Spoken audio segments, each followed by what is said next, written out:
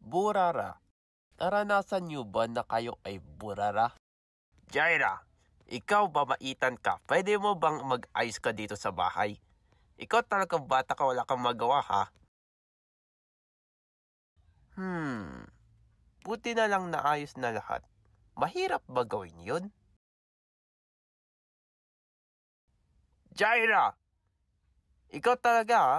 Kahit hinuhugasan mo lahat ng mga plato ng mabuti, bakit amoy sabon pa? Hugasan mo ulit. O kaya na... Sana hindi ako papagalitan ni mama na yun. Jaira! Halika dito! Bakit iba-iba mo nilalagay yung mga damit ng kuya at kapatid mo? Paano kung mali ang sinusuot nila? Ayusin mo ng mabuti. Sabi ko na nga ba, napakaburara ng babaitan ko.